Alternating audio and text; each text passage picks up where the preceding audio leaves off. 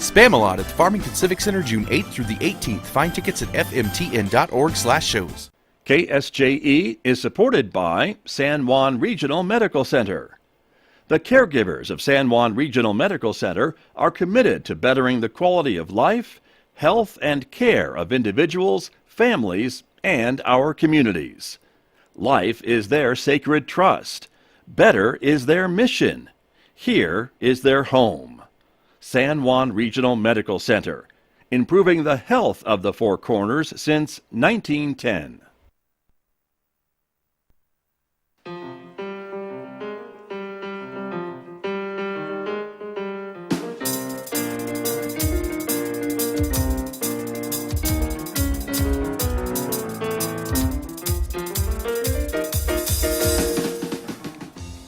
Minutes past 8 o'clock. It is Wednesday morning, the last day of May 2023. Good morning, everybody. I'm Scott Michlin. Thanks for tuning in to KSJE 90.9 FM over the air here in San Juan County, New Mexico, 103.3 FM over the air in Durango, Colorado, and streaming everywhere else on the planet from our website, ksje.com. Welcome also to our viewers who are joining us this morning because, as you know, this is a community-supported visual radio station. The video is streaming out live to the KSJE Facebook page, our YouTube channel, and our Twitter account. So we're glad that you are all with us this morning. Coming up in the next few moments, it's our update from Farmington schools. We will get an update on the end of the school year, of course, all the graduations and all the seniors and others that are heading out after their high school careers. That is coming up in the next few moments right here on KSJE, so we hope you will stay tuned for that. Then, of course, stay tuned for a best of episode from Ron Price, all about life in the sandbox. You will hear that today on the radio at 8:50 a.m. on KSJE. Mick Hess is going to take over the studio at 9:06 for Roving with the Arts. He is featuring music from the great Beethoven and more. Join him for that next hour here on KSJE on the radio. And then at 10:30, that'll take us to Right on Four Corners, our local and regional author program with Del Cherie Gladden. And today, Del Cherie is speaking with author Daniel Rose about his memoir called Truth or Consequences. You'll hear that conversation today at 10:30. Right on Four Corners on KSJE. Don't forget, you can also connect with us on our Twitter account, in addition to Facebook and YouTube, and our Instagram account as well.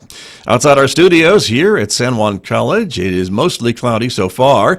Clouds have been moving in this morning. Temperature 60 degrees. We're expecting a partly cloudy day today with a high of 79 in Farmington. Maybe a 20% chance of a scattered shower developing today. 49 with partly cloudy skies tonight. Partly cloudy again tomorrow and cooler with a high of 72 on Thursday. Another chance of a scattered shower. More chances for rain, though, on Friday. Take a look. We're expecting maybe a 40% chance of showers with a high of 69 on Friday, 74 with a chance of rain on Saturday, 80 with a 40% chance of rain on Sunday, and more chances for rain again on into Tuesday. We will get started with our interview with Farmington Schools right after this.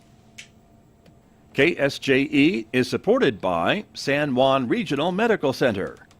The caregivers of San Juan Regional Medical Center are committed to bettering the quality of life, health, and care of individuals, families, and our communities. Life is their sacred trust. Better is their mission. Here is their home. San Juan Regional Medical Center, improving the health of the Four Corners since 1910.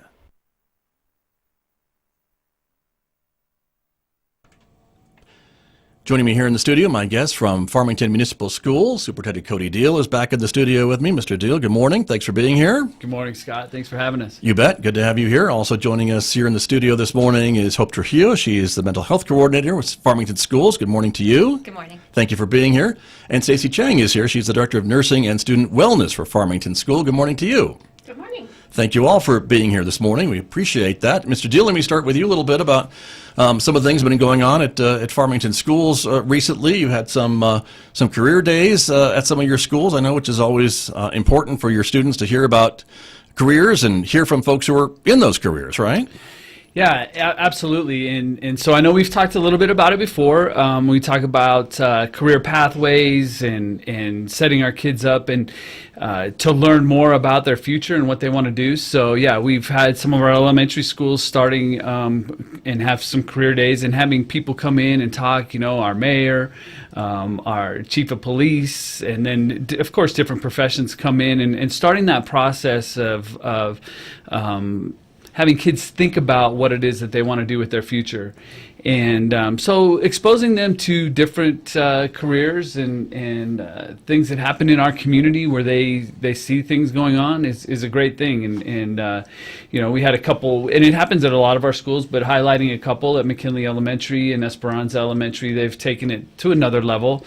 And then I've talked also about Milo McMinn, our career and college technical education assistant director, and the efforts that he's going to put forward. And so getting it down deeper, and it's not just for high school kids. We're going to start focusing on elementary and middle school as well. So good events to wrap up the year.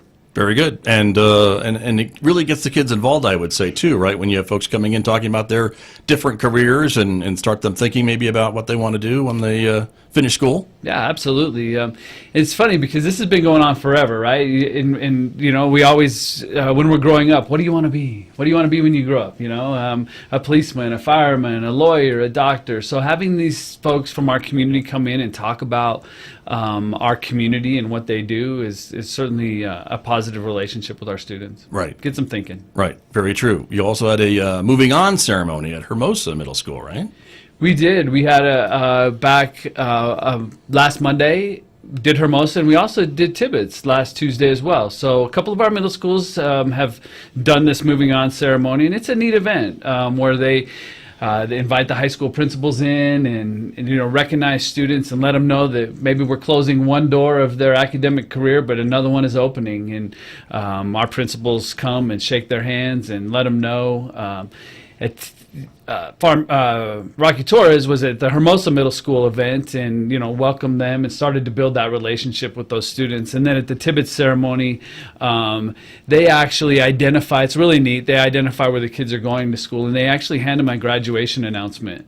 Nice. In 4 years. So just getting them ready and to make that transition. So a couple of neat ceremonies. Right. Very good. You all survived graduation week, I think, with Farmington schools. They come pretty fast and furious, don't they? They do. Some 4 beautiful events that we had last week. A week and a half ago. Yeah. Time flies. When you're a couple having weeks fun. ago, actually, That's right. Starting with San Juan College High School, where they graduated 68 students on the 12th. And then Farmington High with the biggest class, 373. Rosinante, 63 students. And Piedra Vista High School, 330. So 834 of our students, as you see in the slide there, grace the graduation stage and are moving on. And we hope that we prepared them to do so. And want to let them know that our doors are always open, and however we can support them in their next endeavor, we're here for them. Very good. Yeah, they were really neat events, and to celebrate a lot of hard work and time and commitment to those 834 students. And you know what the great thing about it is, Scott, is that I was talking to Mr. Torres a couple days following, and we had a student who didn't quite make it on that day, but made it a few days later. So we're still graduating students, so the number's growing. Nice. Very good. Well, and that's an important message, I guess, for your students and maybe parents to know, too, is if they're not quite ready in May, the district will work with them and their families to get them ready, to get them to walk across that stage, right? Yeah, absolutely. I mean, we have early graduates, we have graduates who graduate in 4 years, and we have students who graduate whenever they can, whether it's at Christmas time or it takes another year.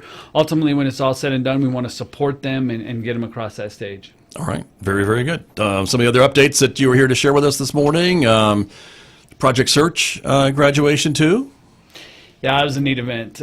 We collaborate with other districts, and we have students who get out into the community and do some work-based learning stuff. And so we had 7 students actually graduate through the Project Search program. A really neat event. Our 21st Century After School programs, which have now ended, obviously, but that transitions into summer programs. So we have over 400 students who registered for our summer brain camp, elementary students. And so that happens at one of our elementary schools, and it's so fun to watch. They do some amazing activities along with some academic stuff, but whether it's cooking or dancing, so a lot of cool activities that they rotate throughout the day, and it's a good partnership that we have with the Boys and Girls Club. We also have our summer brain camp, or C camp, for our middle school kids, which is hosted at the Boys and Girls Club of Farmington. So that partnership, we're thankful for that. Kicked off our summer meals at our FMS locations. So providing meals this summer as well. More information on our website where those locations are. Okay. Our technology expo, which was really cool, and that was done all online. And so, and then of course, we have the event that happened a couple weeks ago here in Farmington that obviously is on everybody's mind, and so we dealt with that at the end of the school year, and I want to thank our partnerships with Farmington PD, Farmington Fire Department, other local first responders in their support and help with that. And so yeah, we ended the year on a strong note, and looking forward to the summer and planning for next school year. Very good. Maybe just a minute to talk a bit about lockdowns and things like that at school, because this incident notwithstanding, certainly there have been other occasions when you've had to put a school into lockdown, maybe because of activity that's even not on school property, but nearby. And I guess that's something maybe parents need to be just aware of, and the policies about why you would do that.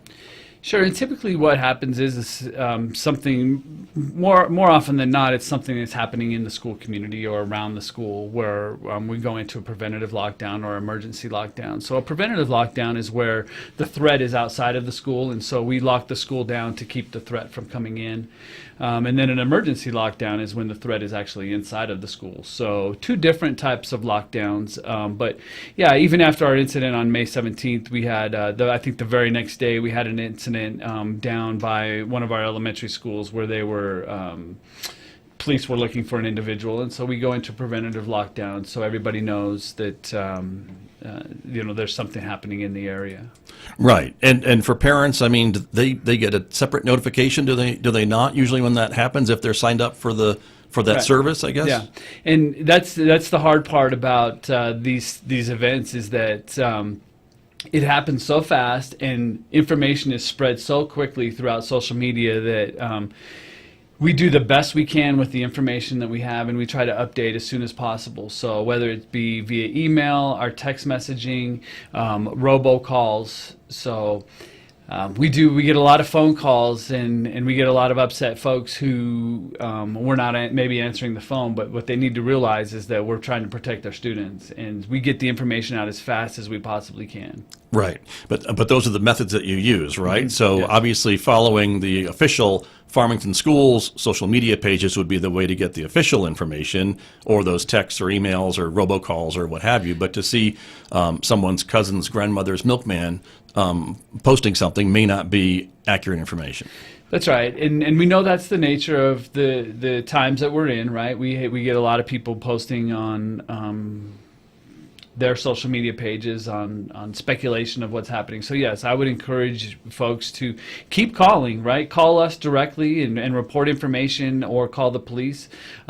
Don't rely on typical social media pages, but yes, ours. And then we also like to correlate with the Farmington Police Department or whatever agencies sending out their press releases as well. Right. I just want to point out, if you want to know how old your radio host is, if he uses the term milkman in a question, he's really, really old. Really old.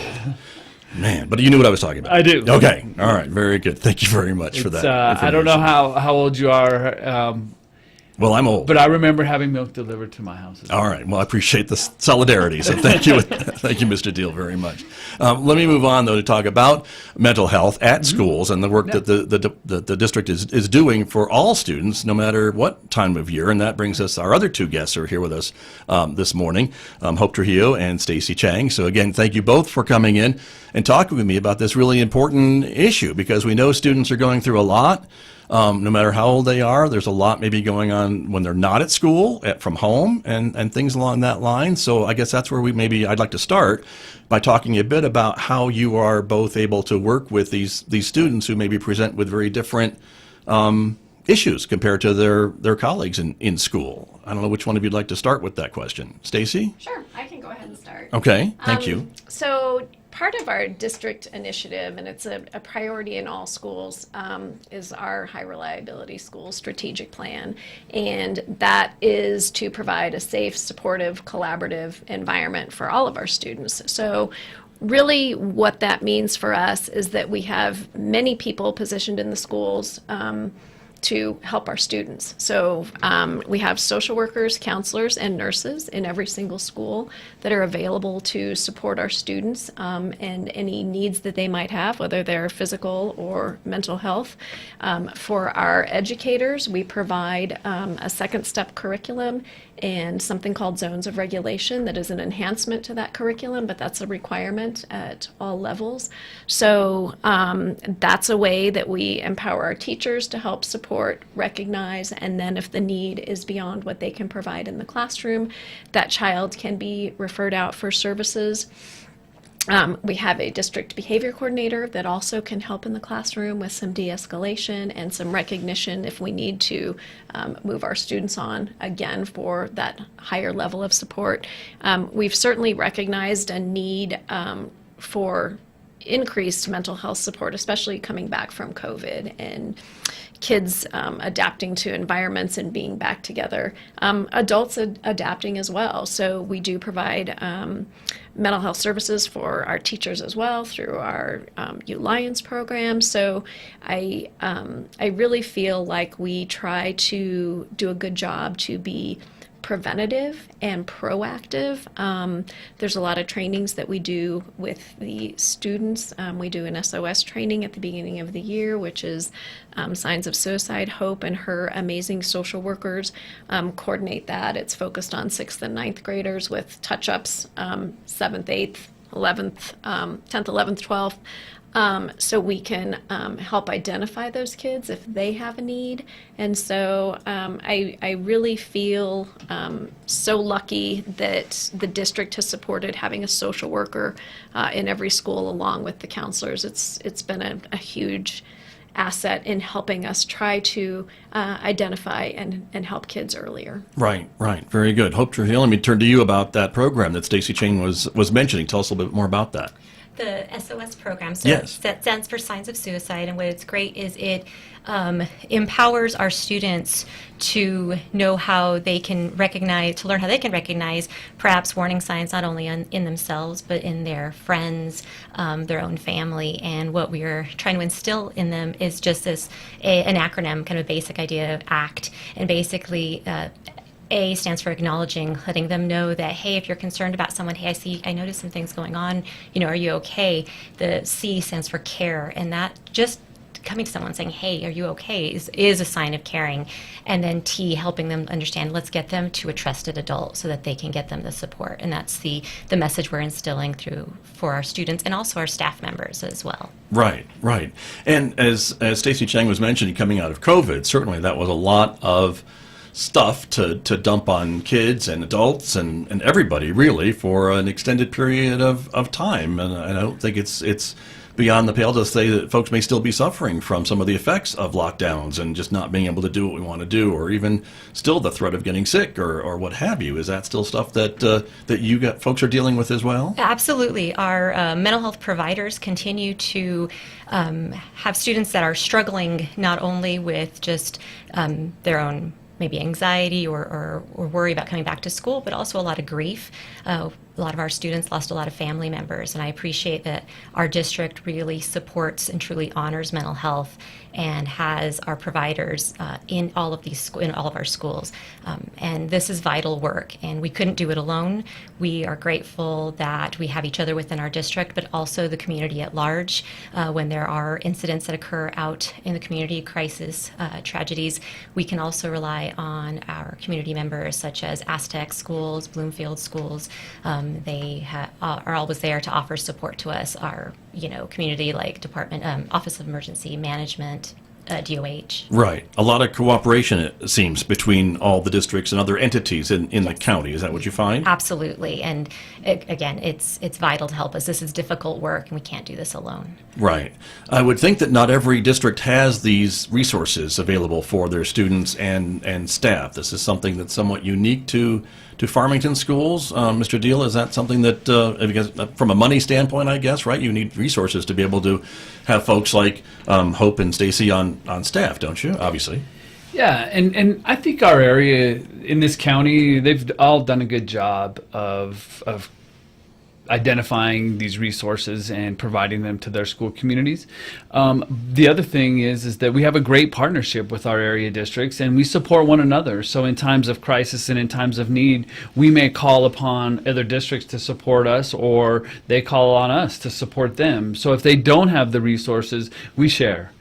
We play well together in the sandbox. So with our other school districts, so we see that all the time in the collaborative partnership. I know that maybe a month ago we had a training in Farmington schools where Hope invited in the area social workers to participate, and so we have a great collaborative partnership with other districts. But I will say that over the last 5 or 6 years, or more, we've had a focus on increasing the number of staff that can support students on a regular basis, whether that be, as an example, when I came here 8 years ago, we had a half-time social worker at our elementary school. So they would split between 2 schools. And as they said this morning, we have a full-time social worker in every school. So the commitment to provide those resources has, over time, enabled us to do that for every school. So it's good. Right. Very true. Thank you for that. And Hope Trujillo and Stacey Chang, I want to ask you a bit about it seems we still have a stigma when we talk about mental health. Hopefully it's going away.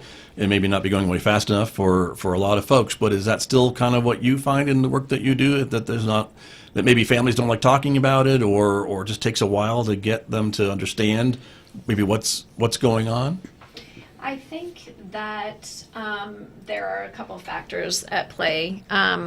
Understanding what's going on, and if you yourself don't have mental health problems, it's hard to figure out how to support a family member or to understand what they are going through. So I think that the recognition and the stigma is lower, but I think the ability to still understand, if you're not a professional, the best way to support your student, your family member, your friend, whoever it is we're still lagging in that area. And then again, maybe at some point we'll be able to stop blaming things on COVID. I think we probably will never get back to a true norm. And so the increase of even adults that we're seeing with anxiety has really overwhelmed our providers and the system as a whole in our country, not just in our community. So I think that the ability is there to recognize it, but there is a lag in being able to treat it. Understood. Well, and go ahead, Hope. I'm sorry. Go ahead. Well, and that's why it's so vital for us to have our social workers and school counselors in the school, because that might be a family's introduction to mental health support. And so they play just such a key role of helping them understand, like, this is what, counseling can look like. This is how you can get help. These are ways that we can support you. And we have these resources out in the community, so there's sometimes that first step to help parents maybe feel better about asking for help. So. Right, true. And certainly there were students who had mental health concerns before COVID, and you were there to help those students as well. Absolutely. So it hasn't just all happened since the pandemic, for sure. Correct. And those resources are still there. Yes. To offer help, and that's important. So very good. Thank you both for being here once again. I really do appreciate your input in all of this, and it's really important, I guess, for maybe family members or guardians or parents to maybe also kind of keep tabs on how their kids are doing, not necessarily maybe school related, but even outside of school. Yeah, it's, teenagers are hard. They don't like to talk. They don't like to open up. They kind of exist in their own little world, but we definitely can't do it by ourselves, and that's with everything in education, right? There are three people involved: the student, the parent, and the education system. So that support of the family and recognizing any changes that they might notice at home is very important to all collaborate together and make that difference. Right. Right. And when we talk about resources and community resources, we hear about the resources at the schools, which seems pretty good. But do we have enough resources in the community for mental health and for folks who maybe are, once they get out of the school system or reach out? I mean, probably there's always room for improvement, right? But what would you say? Hope? Well, we do our best to stay aware of agencies that do have openings or shorter wait lists. But, the reality is we would need more providers. There are wait lists in the community, but we collaborate and we try to partner and see how we can work with maybe crisis appointments or, giving them referrals so that maybe they can get in sooner. So we do work with our community providers as best we can. Great. That's good to know. So wonderful. Thank you very much. And again, thank you both for coming in. Mr. Deal, coming back to you a little bit about, we're talking about registrations for the next school year. I thought we just finished a school year, but it's that time again, right? Yeah, absolutely. And we've had that open for a while now. So hopefully, if you haven't registered, please do so. And yes, we are certainly planning for school year 23-24. And yeah.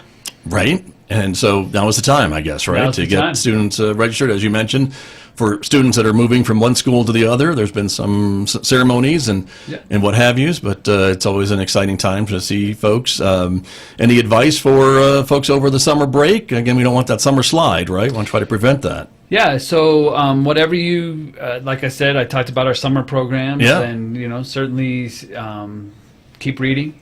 And right. Keep learning, always keep learning, whether that be while you're out fishing or enjoying the summer, but always keep learning. So we have opportunities to help and support that. And so it's going to be a good summer. We have a lot of work to do, but before we sign off, I want to thank you for giving us the opportunity to come once a month to talk about all the great things that have happened in our school. And we had some amazing things happen in our district this year, and we've highlighted those throughout the year. So here on this show and in our social media team does a great job, and our schools do a great job of highlighting what they do. So it's an amazing, strong community that we live in, and the support that we get from our community is, I can't say enough how we appreciate it at Farmington Schools. The partnerships that we have with our first responders and the police department and the city of Farmington, all of the providers that these ladies talked about today. We live in a great community that supports us. It's a strong community, and we thank you all for what you do for Farmington Schools. Well, and the schools do a lot for the community, I think. So the feeling is probably mutual. I hope so. And so we thank you all for the work that you all do, and your colleagues by extension, because I know it's some days challenging work dealing with the hundreds, the thousands of students that you all deal with each and every day during the school year. And Mr. Deal, I appreciate your commitment to coming in and talking with me every month. I really appreciate that as well. Absolutely. And maybe we will certainly, the next time we talk, we'll have more information on the start of 23-24. All right. Very good. I'll hold you to it. Looking forward to it. We'll see you then. Thank you very much. Thank you all for coming in. Have a great summer. My guest from Farmington Schools this morning here on KSJE. Thank you.